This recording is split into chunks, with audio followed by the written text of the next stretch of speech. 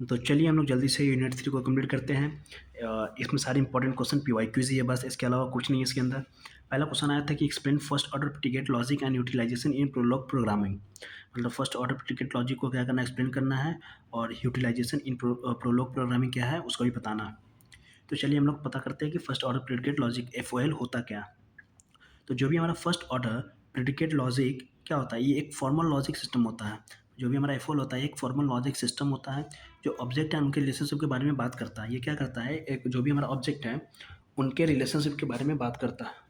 जो भी ऑब्जेक्ट्स होते हैं उनके और उनके रिलेशनशिप, मतलब ऑब्जेक्ट के बारे में बात करता है और उसके रिलेशनशिप के बारे में भी बात करता है। इसमें वेरिएबल सिर्फ ऑब्जेक्ट को रिप्रेजेंट करता है, और जो हमारा फर्स्ट ऑर्डर प्रेडिकेट में होता है जो भी वेरिएबल्स होते हैं वो क्या करता है, सिर्फ ऑब्जेक्ट को रिप्रेजेंट करता है। मतलब वेरिएबल ऑब्जेक्ट को रिप्रेजेंट करता है। प्रेडिकेट्स ऑब्जेक्ट की प्रॉपर्टीज या रिलेशन बताते हैं।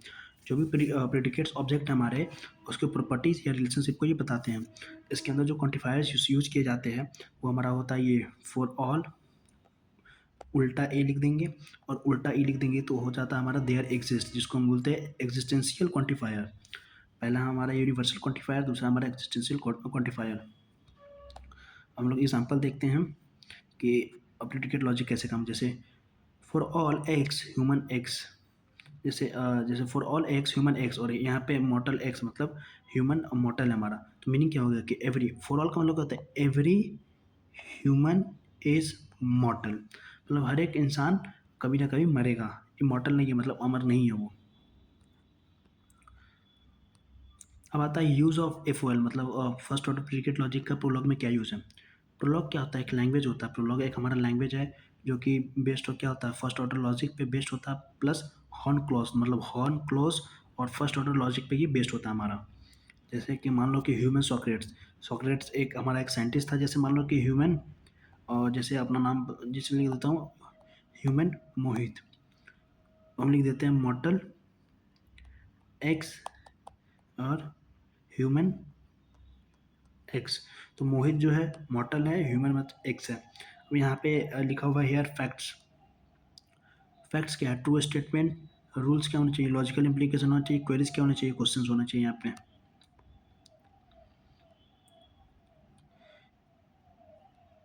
तो जैसे क्वेरी लिखा हुआ है मतलब क्वेश्चन मार्क और मॉर्टल सॉक्रेट्स, क्या जो सॉक्रेट्स जो हमारे एक साइंटिस्ट थे क्या वो मॉर्टल है। तो इसमें जो प्रोलॉग यूज़ हुआ है, यूनिफिकेशन यूज़ हुआ है, बैकवर्ड चेनिंग यूज़ हुआ है, रेजोल्यूशन यूज़ हुआ है। अब हम लोग बात करेंगे importance of first order predicate logic in AI। FL किस लिए यूज़ होता है, मतलब जैसे कि एक्सपर्ट सिस्टम के अंदर यूज़ होता है, नॉलेज को रिप्रेजेंट करने के लिए यूज़ होता है, रूल बेस्ड जो भी रीजनिंग होता है उसके अंदर यूज़ होता है, और प्लानिंग सिस्टम के यूज़ होता है। एफ जो हमारा जो फर्स्ट ऑर्डर प्रीडिकेट लॉजिक होता है वो रियल वर्ल्ड प्रॉब्लम को लॉजिकली मॉडल कर सकता है। और जो भी रियल वर्ल्ड प्रॉब्लम होता है उसको लॉजिकली मॉडल कर सकता है, लेकिन इसकी लिमिटेशन ये है कि प्रीडिकेट्स पर डायरेक्ट बात नहीं करता। जो भी हमारा प्रीडिकेट्स होता है उसके ऊपर बात नहीं करता है। यहाँ पे आप लोगों को समझ नहीं आ रहा कि प्रिडिक्ट का मतलब क्या हो रहा है। देखो प्रिडिक्ट पर डायरेक्ट बात नहीं करता इन सेंस कि जो भी उसकी चीज़ के बारे में, जो भी जो ऑब्जेक्ट है उसके डिटेल के बारे में ये बात नहीं करता है। ये क्या करता है, सिर्फ रिलेशनशिप के बारे में बताया। जैसे कि जो ऑब्जेक्ट है उसको तो बता देता है और उसको रिलेशनशिप को बताता है, लेकिन उसके बारे में जो भी उसका डिटेल है ये प्रेडिकेट उसके बारे में नहीं बता पाता, डायरेक्ट बात नहीं कर पाता। तो यहीं पे लिमिटेशन इसकी नेक्स्ट लेवल को इंट्रोड्यूस करती है जिसका नाम है सेकेंड ऑर्डर प्रेडिकेट लॉजिक। तो देखो एसक्यूएल में क्या होता है, एसक्यूएल में जो भी वेरिएबल्स होते हैं सिर्फ ऑब्जेक्ट तक लिमिटेड नहीं होते। इसमें क्या होता है, जो भी हमारा वेरिएबल्स है वो सिर्फ ऑब्जेक्ट्स तक लिमिटेड नहीं होती है। यहाँ पे वेरिएबल्स क्या क्या रिप्रेजेंट करते हैं, जैसे प्रेडिकेट्स को रिप्रेजेंट करते हैं, रिलेशंस को रिप्रेजेंट करते हैं, फंक्शन को रिप्रेजेंट करते हैं। Means not only the property but we can also talk about the things. इसमें क्या होता है, सिर्फ रिलेशनशिप के बारे में बात नहीं करता है, लेकिन जो चीज़ ऑब्जेक्ट है उसके बारे में बात करता है, उसके उसको पूरा डिटेल बताता है ये। अब इसमें जो दूसरा क्वेश्चन आया था इंपॉर्टेंट क्वेश्चन है, इसको हम लोग आसान तरीके से समझेंगे। क्वेश्चन है logic programming and utilization in logic programming. अब लॉजिक प्रोग्रामिंग होता क्या है, देखो लॉजिक प्रोग्रामिंग एक क्या होता है, एक डिक्लेरेटिव प्रोग्रामिंग पैराडिगम है जिसमें प्रोग्राम्स आर इन मतलब जो भी प्रोग्राम्स होते हैं वो किसके फॉर्म में होते हैं, लॉजिक के फॉर्म में होते हैं। अब प्रोग्राम क्या होता है, collection of facts, rules and queries. Logic programming में कंपटीशन लॉजिकल इन्फेरेंस पर बेस्ड होता है, ना कि प्रोसीजरल स्टेप्स पर। जो मेरा लॉजिकल प्रोग्रामिंग होता है वो कंपटीशन लॉजिक के इन्फेरेंस पे बेस्ड होता है, उसके प्रोसीजर पे बेस्ड नहीं होता। अब इसके अंदर मेन फैक्ट क्या क्या यूज़ होते हैं। लॉजिक प्रोग्रामिंग एक तरीके से जैसे लॉजिक हम लोग खुद का बनाते हैं ना, एक तरीके से वही एक लॉजिक प्रोग्रामिंग हो गया। इसको समझेंगे। इसके अंदर मेन फैक्ट्स क्या होता है? फैक्ट्स बेसिक और true statement, foundation of knowledge base.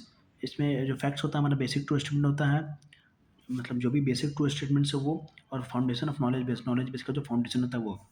दूसरा हमारा आता है रूल्स, जो कंडीशंस जो भी उसका डिफाइन किए गए हैं न्यू फैक्ट्स को डिराइव करने में मदद करते हैं। इसका फॉर्मेट होता है हेड बॉडी। क्वेरीज क्या होता है? यूज़र का क्वेश्चन सिस्टम से।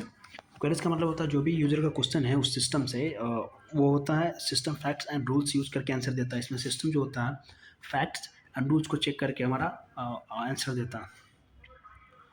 अब वो logic programming language. Logic programming language जैसे उसको प्रोलॉग बोला जाता है, प्रोग्रामिंग इन लॉजिक, एआई में सबसे वाइडली यूज़ होता है। Unification in logic programming. Unification एक प्रोसेस है जिसमें दो लॉजिकल एक्सप्रेशन को मैच किया जाता है by finding suitable variable substitute. मतलब यूनिफिकेशन क्या होता है? एक ये देखो, यूनिफाइड का मतलब क्या होता है? दो चीज़ों को कंबाइन करके सिंगल बनाना। तो इसमें क्या होता है कि दो लॉजिकल एक्सप्रेशन को मैच किया जाता है। अब उसमें क्या क्या देखा जाता है? वेरिएबल्स का by finding suitable variable substitution, मतलब जो भी दूसरा वेरिएबल सूट करता है कि उसको रिप्लेस कर सके, तो उसको हम लोग मैच करके क्या करते हैं? यूनिफाई कर देते हैं। In simple word, value assign करके दोनों एक्सप्रेशन को सेम बना देना। मतलब जैसे एक्स है 10 है, फिर वाई इक्वल टू 10 है, तो दोनों को क्या है? एक्स इक्वल टू वाई बना दिया, तो वो यूनिफिकेशन हो गया। अब why unification is important. Unification हमारा इंपॉर्टेंट क्यों? जैसे फैक्ट्स एंड रूल्स को मैच करने के लिए जो भी हमारा फैक्ट्स है, जो भी रूल्स है, मतलब जो क्या ट्रुथ है और जो भी कंडीशन है उसको मैच करने के लिए यूज़ किया जाता है यूनिफिकेशन का। क्वेरीज को रिजॉल्व करने के लिए यूज़ किया गया, जो भी क्वेरीज जो भी क्वेश्चंस होते हैं यूजर्स के सिस्टम से, उसको क्या करता है? ये रिजॉल्व करता है। इन्फ्रेंस प्रोसेस का कोर मैकेनिज्म, जो भी इन्फ्रेंस प्रोसेस होता है उसका ये कोर मैकेनिज्म है। अब स्टेप्स इन यूनिफिकेशन, पहले जो भी हमारा प्रिडिकेट्स होता है उसको कंपेयर करता है, आर्गूमेंट को मैच करता है, वैल्यू असाइन करता है वेरिएबल को, चेक करता है कंसिस्टेंसी, और सक्सेस और फेलियर जो भी होता है उसको बताता है। Roles of unification in logic programming, मतलब यूनिफिकेशन का रोल क्या है लॉजिक प्रोग्रामिंग में? फैक्ट्स एंड रूल्स के बीच में कनेक्शन बनाता है, give power to inference engine, जो भी हमारा इन्फरेंस इंजन होता है उसको पावर देता है। Find solution using back tracking, और बैक ट्रैकिंग का यूज़ करके सॉल्यूशन को फाइंड करता है। टाइप्स ऑफ यूनिफिकेशन, तो हम लोग देखते हैं इसमें पहला है variable with constant. Types of unification का मतलब है कि जैसे देखो, वेरिएबल विथ कांस्टेंट, जो भी वेरिएबल कौन, जैसे एक्स एक्स यूनिफाई विथ विशाल, तो जो एक्स की जो वैल्यू है वो हो गया विशाल। तो यहाँ पे एक्स जो हमारा एक्स क्या हो गया? कांस्टेंट हो गया, क्योंकि हम इसको बदल नहीं सकते, विशाल विशाल ही रहेगा।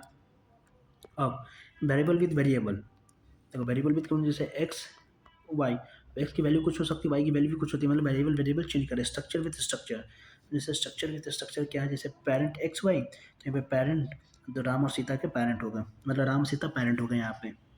Failure cases, human x can't unify with animal x, जैसे जो कोई जैसे मान लो कि ह्यूमन एक्स वाई जेड वो एनिमल एक्स वाई जेड के साथ मैच नहीं कर सकता। अब relation relation between inference mechanism, relation between inference mechanism, तो ये क्या है? लॉजिक प्रोग्रामिंग मेनली यूजेस, जो लॉजिक प्रोग्रामिंग होता है हमारा वो मेनली क्या यूज़ करता है? Backward चेनिंग, unification plus back tracking.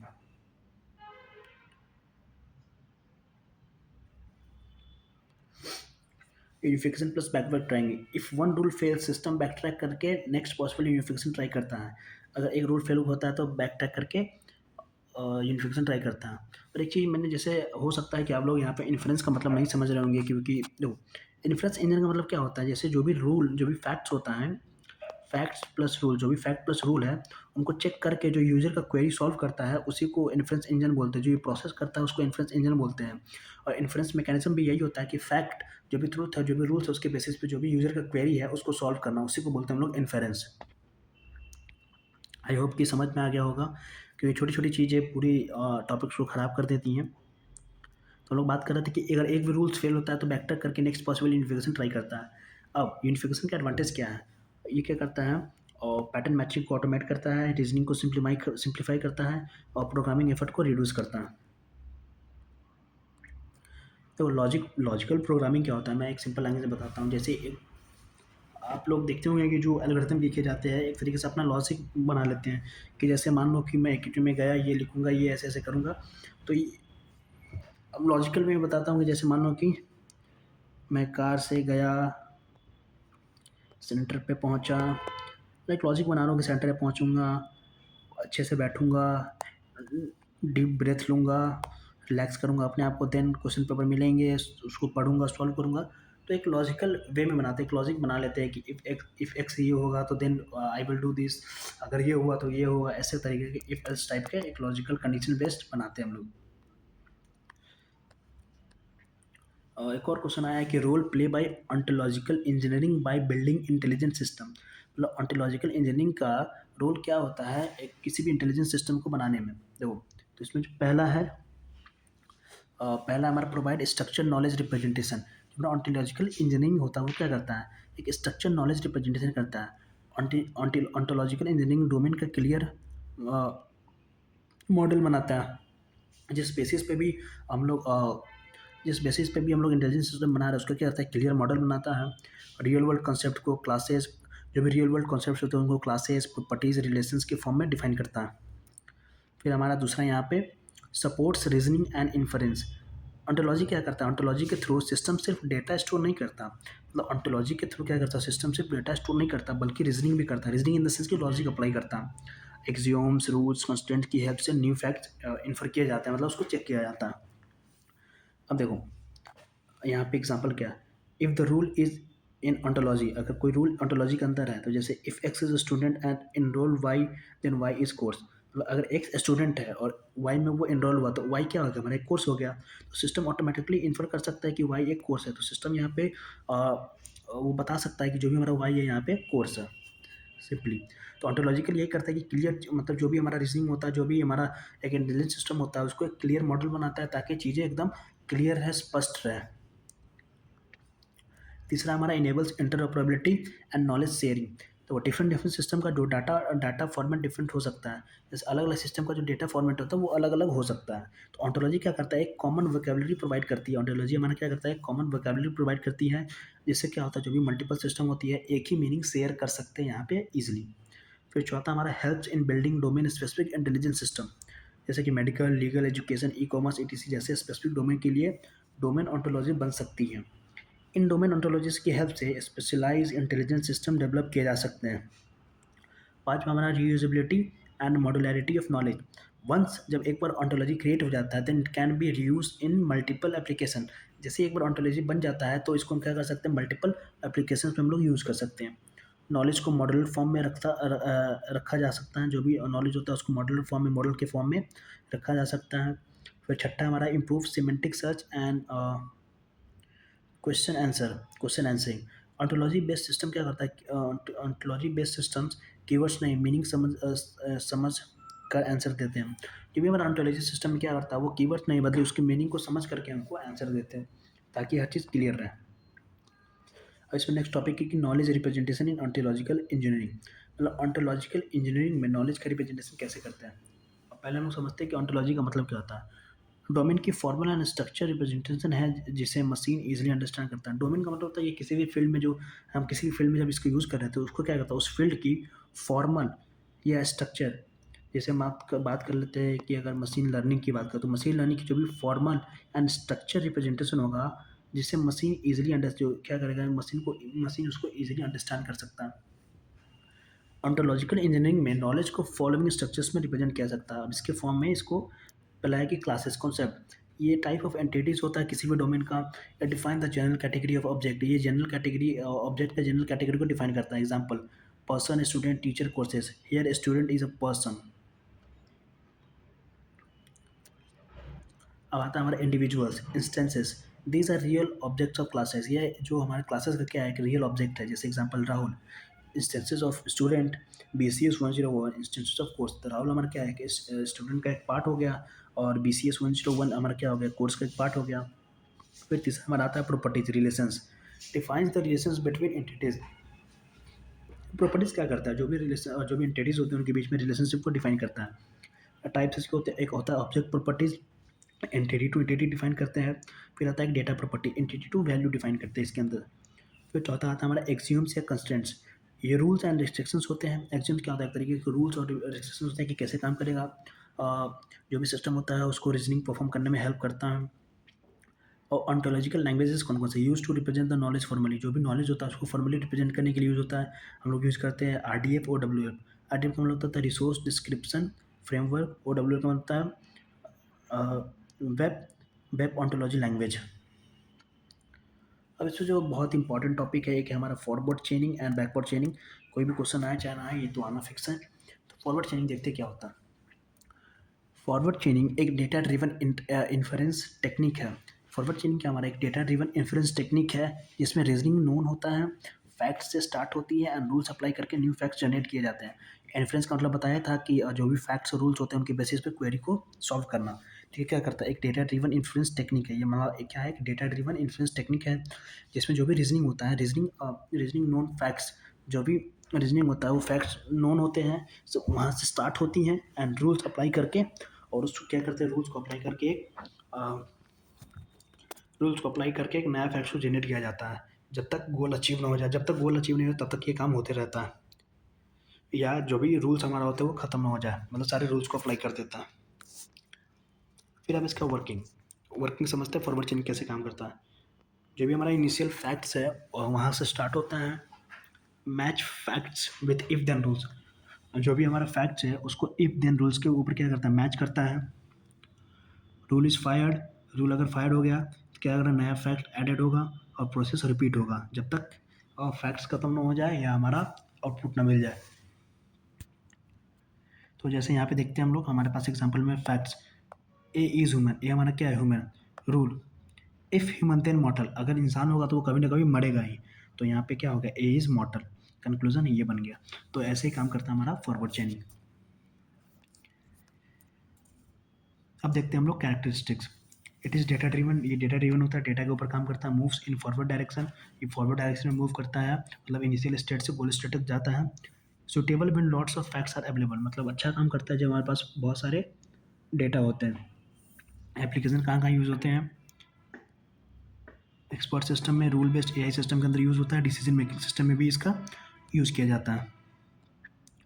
अब वन लाइन फॉर एग्जाम्पल, मतलब डिफिनेशन 2 नंबर में अगर आता है तो कैसे लिखेंगे। Forward चेनिंग is an AI reasoning method, ये क्या हमारा एक एआई रीजनिंग मेथड है वेयर, जहाँ पे इन्फ्रेंस स्टार्ट, जहाँ पे जो इन्फ्रेंस होता है मतलब सर्चिंग जो फैक्ट या रूल को बेस्ड जो क्वेरी सॉल्व होते हैं वो कहाँ से स्टार्ट होती है, फ्रॉम फैक्ट से स्टार्ट होती है and move forward by applying rules to reach conclusion. Fact से स्टार्ट होती है और फॉरवर्ड मूव करती रहती है रूल्स को अप्लाई करते हुए तब तक जब तक हमको कंक्लूजन ना मिल जाए। और जो यहाँ पे एग्जांपल था, आप ये वाला एग्जांपल लिख सकते हैं, A is human, if human then mortal and A is mortal. एक दूसरा एग्जांपल लिख सकते हैं कि ए इज़, मान के चलते हैं कि ए इज़ टाइगर। तब तो जो हमारा रूल होगा, इफ टाइगर देन डेंजरस, तो ए इज डेंजरस, ऐसे हम लोग लिख सकते हैं अपने से। अब हमारा आता है, इसमें क्वेश्चन आया था कि forward चेनिंग in context of rule based reasoning system. जो फॉरवर्ड चेनिंग है वो context of rule based reasoning के सिस्टम में बताना। देखो, रूल बेस्ड रीजनिंग सिस्टम में फॉरवर्ड चेनिंग एक डेटा ड्रिवन इन्फरेंस टेक्निक है जिसमें सिस्टम वर्किंग मेमोरी में जो इनिशियल फैक्ट्स जो होते हैं उनके सिस्टम पे जो भी मैंने पहले डिफिनेशन बताया उसको आपको यहाँ पे लिख देना, वही सेम चीज़ है। जब भी किसी रूल का इफ़ कंडीशन एग्जिस्ट फैक्ट को मैच होता है दो तो रूल फायर होता है। रूल फायर होता है मतलब नए फैक्ट्स ऐड किए जाते हैं, ये प्रोसेस तब तक रिपीट होती रहती है जब तक गोल अचीव ना हो जाए या रूल्स खत्म ना हो जाए। वही सेम चीज़ें जो मैंने बताया, पहले डेफिनेशन लिखना है और उसके बाद वर्किंग, तो वही सब चीज़ें हैं जो ऊपर पढ़ा है वही आप लिख सकते हैं इसके अंदर भी। अब इसके अंदर मेन कंपोनेंट क्या क्या होता है, वर्किंग मेमोरी, फैक्ट स्टोर होता है इसके अंदर, rule base if then rule का यूज़ किया जाता है, inference engine applies forward chaining का यूज़ करता है। जो मैंने ऊपर बताया वही आप लोग लिख सकते हैं, बस सिंपल है। अब हम लोग आते हैं बैकवर्ड चेनिंग। तो बैकवर्ड चेनिंग क्या होता है, जो फॉरवर्ड चेनिंग था, एक कंपैरिजन में बता रहा हूँ, जो फॉरवर्ड चेनिंग था वो डेटा ड्रिवन था और जो बैकवर्ड चेनिंग है वो हमारा गोल ड्रिवन है। मतलब इसमें हम गोल से लेके मतलब फर्स्ट स्टेज पे जाते हैं। बैकवर्ड चेनिंग क्या होता है, गोल ड्रिवन है, इन्फ्रेंस टेक्निक, मतलब गोल ड्रिवन इन्फ्रेंस टेक्निक है जिसमें रीजनिंग डिजायर्ड गोल जो भी कंक्लूजन होता है वहाँ से स्टार्ट होती है, और उसमें क्या था कि फैक्ट से स्टार्ट होता था फॉरवर्ड चेनिंग में। तो इसमें क्या होता है कि जो भी हमारा कंक्लूजन होता है वहाँ से स्टार्ट होता है। सिस्टम पहले से गोल को एज्यूम कर लेता है, जो भी सिस्टम होता है पहले से ही गोल को एज्यूम करता है और देन ये चेक करता है कि कौन सा रूल एंड फैक्ट्स इस गोल को प्रूव कर सकता है, और उसके बाद क्या करता है, ये चेक करता है कि कौन सा रूल या फैक्ट्स इस गोल को प्रूव कर सकता है। जैसे पहले हमको कंक्लूजन मिल गया, अब कंक्लूजन के बेसिस पे क्या करता है कि फैक्ट्स एंड रूल्स को चेक किया जाता है कि कौन सा फैक्ट्स एंड रूल्स अगर लगाएंगे तो हमको ये वाला आउटपुट मिलेगा। तो ये उल्टा काम करता है, मतलब कंक्लूजन से ऐसे जाता है और फॉरवर्ड में हम लोग कहाँ से आते थे, ये फैक्ट से आके देन गोल की तरफ मूव करते थे या कंक्लूजन की तरफ। अब देखो हम यहाँ पे क्या लिखा हुआ है, सिस्टम उस इफ देन रूल्स को सिलेक्ट करता है। इसमें क्या करता है, सिस्टम सिर्फ उसी इफ देन रूल को सिलेक्ट करता है जिनके देन पार्ट में गोल प्रेजेंट होता है, मतलब जिसके देन पार्ट में गोल होता है, और उस रूल के इफ कंडीशन को सब गोल बनाकर वेरीफाई किया जाता है। अगर ये सब गोल फैक्ट से सेटिस्फाई हो जाते हैं तो गोल ट्रू हो जाता है हमारा। अब backward चेनिंग in rule based reasoning system. Rule based reasoning system में बैकवर्ड चेनिंग का यूज इन्फ्रेंस इंजन करता है जो rule based and working memory के बीच कोऑर्डिनेशन बनाता है। हम यहाँ पे देखते हैं कि रूल बेस पे इफ देन रूल्स स्टोर होते हैं। रूल बेस में क्या होता है, इसमें जो भी हमारा इफ देन रूल्स होता है वो इसके अंदर स्टोर होता है। वर्किंग मेमोरीज नोन फैक्ट्स होते हैं, जो भी वर्किंग मेमोरी होता है उसके अंदर पहले से ही फैक्ट्स नोन होते हैं। इन्फ्रेंस इंजन गोल को प्रूव करने के लिए बैकवर्ड चेनिंग अप्लाई करता है। इसमें इन्फ्रेंस जो इंजन होता है, इसमें जो बैकवर्ड में होता है, जो भी हमारा गोल होता है, जो भी कंक्लूजन होता है, उसको प्रूव करने के लिए बैकवर्ड चेनिंग अप्लाई करता है। जब तक गोल प्रूव जब तक जो हमारा गोल है प्रूव या डिसप्रूव नहीं होता, इन्फ्रेंस प्रोसेस बैकवर्ड डायरेक्शन में चलती ही रहती है। जैसे गोल पेशेंट हैज़ डिजीज एक्स, मतलब जैसे मान लो कि एक पेशेंट है जिसको कोई एक्स नाम की बीमारी है, तो इफ सिस्टम ए जैसे अगर इफ सिम्टम ए, मतलब कोई एक सिम्टम है, कोई एक लक्षण ए है और लक्षण बी है, देन डिजीज एक्स होगा। अगर सिम्टम ए और बी है तो ये होगा, जैसे मान लो कि खांसी और कफ है, या बॉडी तप रही है तो क्या होगा, फीवर होगा। तो वही सिम्टम ए एंड बी, मतलब यहाँ पे हमको रूल ये क्या बोलते हैं, फैक्ट्स पता नहीं है, डिजीज भी नहीं पता है। तो देखो कैसे काम करता है ये वर्किंग मेमोरी। सिम्टम ए प्रेजेंट होता है वर्किंग मेमोरी के अंदर, और सिम्टम बी, जो भी लक्षण ए और बी है वो प्रेजेंट होता है। Goal proved, patient has disease, conclusion में क्या होता है, गोल को प्रूव करता है कि पेशेंट के पास डिजीज एक्स है, जैसे मलेरिया है या जो भी है। फिर आता है हमारा की एग्जाम पॉइंट्स। एग्जाम पॉइंट्स के लिए क्या क्या लिखना है। बैकवर्ड चेनिंग इज गोल ड्रिवन, जो भी हमारा बैकवर्ड चेनिंग होता है वो गोल ड्रिवन होता है। फॉरवर्ड चेनिंग हमारा डेटा ड्रिवन होता है। Reasoning start from goal to fact, जो रीजनिंग स्टार्ट होती है गोल से लेके फैक्ट तक स्टार्ट होती है, और उसमें जो रीजनिंग स्टार्ट होती है फैक्ट से गोल तक, जैसे इसका अपोजिट कर देना है। डायरेक्शन इज बैकवर्ड, उसमें डायरेक्शन क्या होता है, फॉरवर्ड होता है। Commonly use in expert system, और मतलब एक्सपर्ट सिस्टम में इसका यूज़ किया जाता है। अब हमारा knowledge based agent. Knowledge based agent KBA is an intelligent agent. एक नॉलेज बेस्ड एजेंट क्या हमारा एक इंटेलिजेंट एजेंट ही है, जो क्या करता है, जो भी नॉलेज होता है वर्ल्ड के बारे में उसको स्टोर करता है इन अ नॉलेज बेस में इसको स्टोर करता है, और उसको रीजनिंग मतलब इन्फ्रेंस को यूज़ करता है, decide what action to take, मतलब उसको यूज़ करता है कि क्या एक्शन लेना है। इन सिंपल वर्ड, एजेंट जो नॉलेज मतलब एजेंट के पास जो नॉलेज होता है प्लस में लॉजिक यूज़ करके डिसीजन लेना, उसी को हम लोग बोलते हैं नॉलेज बेस्ड एजेंट। अब इसके अंदर मेन कंपोनेंट क्या क्या होते हैं वो देखते हैं हम लोग। पहला knowledge base, collection of facts rules and relationship, मतलब डेटा का कलेक्शन, रूल्स एंड रिलेशनशिप के बारे में कनेक्शन लगता है। स्टोर्ड इन्फॉर्मेशन अबाउट वर्ल्ड, इसके अंदर जो भी इन्फॉर्मेशन वर्ल्ड के बारे में उसको स्टोर करके रखता है। जैसे ट्रैफिक सिग्नल रेड है तो रेड सिग्नल है तो स्टॉप, मतलब अगर ट्रैफिक सिग्नल रेड है तो रेड सिग्नल में क्या करता है हम लोग स्टॉप करते हैं, ऐसे नॉलेज को स्टोर करता है। फिर आता है हमारा इन्फरेंस इंजन। इन्फरेंस इंजन क्या करता है, लॉजिक अप्लाई करता है, न्यू नॉलेज को ड्राइव करता है। न्यू नॉलेज को कैसे ड्राइव करता है, फैक्ट्स और रूल्स को अप्लाई करके नए रूल्स को ड्राइव करता है। यूजेस फॉरवर्ड चेनिंग और बैकवर्ड चेनिंग, ये जो हमारा केबीए होता है मतलब इन्फ्लुएंस इंजन के अंदर कोई भी फॉरवर्ड चेनिंग या बैकवर्ड चेनिंग का यूज़ करता है। फिर आता है हमारा परसेप्शन। परसेप्शन का मतलब होता है सेंसर्स। सेंसर पता ही कि इन्वायरमेंट में डेटा लेने के लिए, आउट इनपुट लेने के लिए काम होता है। Take input from environment, environment से इनपुट लेने के लिए काम आता है। Convert the real world data in symbols, जो भी रियल वर्ल्ड डेटा होते हैं उनको सिम्बल्स में कन्वर्ट करते हैं ताकि इस तरीके से समझा जा सके। कैमरा डिटेक्टेड रेड लाइट, जैसे कैमरा रेड लाइट को डिटेक्ट किया। फैक्ट एडेड टू केबी, जो भी फैक्ट होगा वो नॉलेज बेस में ऐड कर दिया जाएगा। फिर चौथा हमारे पास यहाँ पे एक्शन, जो एक्चुएटर होते हैं। आउटपुट ऑफ एजेंट, एजेंट का output perform the action according to the decision, जो भी डिसीजन लेता है उसके अकॉर्डिंग क्या करता है वो एक्शन परफॉर्म करता है। एग्जाम्पल में जैसे ब्रेक अप्लाई करना है, मैसेज शो करना है, ये सब क्या एक्शन है। अब होता है reasoning mechanism. Logical inference, pattern matching and rule evaluation इसके अंदर होता है। डिसाइड करता है कि बेस्ट एक्शन कौन सा होगा रीजनिंग मैकेनिज्म में। अब इसका वर्किंग समझते हैं नॉलेज बेस्ड एजेंट का। Agent perceive the environment, environment को परसीव करता है, न्यू इन्फॉर्मेशन को इन्वायरमेंट से लेता है, और इन्फ्रेंस इंजन लॉजिक अप्लाई, जो भी इन्फॉर्मेंस इंजन होता है फॉरवर्ड या बैकवर्ड चेंज करके लॉजिक को अप्लाई करता है, नया कंक्लूजन बनता है, और एजेंट उस अप्रोप्रिएट नॉलेज के बेसिस पे क्या करता है एक्शन परफॉर्म करता है। हमारे पास एडवांटेजेस क्या क्या है इसके अंदर। तो एडवांटेज है कि इंटेलिजेंट डिसीजन मेकिंग, मतलब एक इंटेलिजेंट डिसीजन मेकिंग में काम आता है। मॉडिफाइड मतलब ईज़ी तरीके से नॉलेज को मॉडिफाई कर सकते हैं। जो भी कॉम्प्लेक्स रियल वर्ल्ड सिचुएशन होते हैं उसको हैंडल कर सकते हैं। सपोर्ट एक्सप्लेनेशन ऑफ एक्शन, मतलब जो भी एक्शन है उसको सपोर्ट करता है, जो भी एक्शन का एक्सप्लेनेशन है उसको सपोर्ट करता है। लिमिटेशंस क्या है? लार्ज नॉलेज बेस पे परफॉर्मेंस, जो भी लार्ज नॉलेज बेस होता है उस पर परफॉर्मेंस स्लो हो जाती है। कॉम्प्लेक्स रीजनिंग एक्सपेंसिव होता है, जो भी कॉम्प्लेक्स रीजनिंग करते हैं हम लोग इसके अंदर बहुत ज़्यादा महंगा होता है। अब यहाँ पे एक टॉपिक छूट गया था जो पहला टॉपिक ही है। वैसे एग्जाम में नहीं पूछा गया था इसलिए मैंने नहीं लिखा था, लेकिन सोचा है कि बता दूँ ताकि पूरा यूनिट कवर हो जाए। तो ये है prepositional logic in artificial intelligence. तो देखो डिफिनेशन क्या है प्रोपोजिशनल लॉजिक की।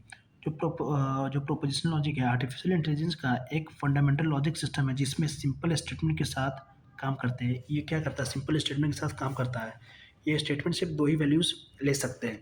जो प्रोपोजिशनल लॉजिक जो प्रोपोजिशनल लॉजिक होते हैं वो सिर्फ दो ही वैल्यू ले सकते हैं। एक सिंपल स्टेटमेंट होता है, या तो ट्रू होगी वैल्यू, नहीं तो ये फॉल्स होगी।